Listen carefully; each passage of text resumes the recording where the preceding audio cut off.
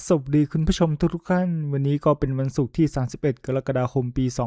2026 เราไปดูโปรแกรมฟุตบอลในคืนนี้กันเลยดีกว่านะครับว่าคืนนี้มีฟุตบอลรายการอะไรที่น่าสนใจกันบ้างนะครับ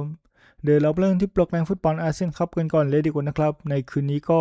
เป็นรอบแบ่งกลุ่มซึ่งก็เป็นนัดที่ 2 และก็นัดที่3เวลา 17 นาฬิกาติมอร์เลสเตจะพบกับอินโดนีเซียและเวลา 20 นาฬิกาเวียดนามจะพบกับสิงคโปร์ทั้ง2คู่นี้ก็ถ่ายทอดสดทางทูสปอร์ต2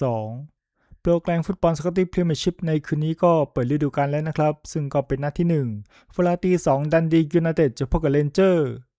โปรแกรมฟุตบอลกับแชมเปี้ยนสโมสรในวันนี้นะครับเวลา 6 นาฬิกา 30 นาที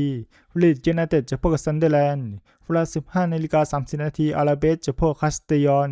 เอลเช่จะพบกับคอร์โดบาเวลา 17 นาฬิกา FC โคโลนจะพบกับแฮร์ธาเบอร์ลินเวลา 19 นาฬิกาไฟบวกจะพบกับไลเทอร์เฟิร์กเวลา 21 นาฬิกาไมซุน5จะพบกับชาบับอัลอาลีเวลา 22 นาฬิกาโมนาโกจะพบกับเซคันบลูกวอกบวกจะพบกับเทลสตาร์เวลา 23 นาฬิกายูเวนตุสจะพบกับนิสเวลาเที่ยงคืนในเมเกนจะพบกับเซบียาตูรูสจะพบกับเรอัลโซซิดัดเวลาตี1แมนฟิลด์จะพบกับดาร์บี้เคานตี้เวลาตี1:45เบอร์มิงแฮมจะพบกับบาร์เซโลนาและสปอร์ติ้งลิสบอนจะพบกับนอตติงแฮมฟอเรสต์นะครับและนี่คือโปรแกรมฟุตบอลที่น่าสนใจในคืนนี้นะครับสวัสดีครับ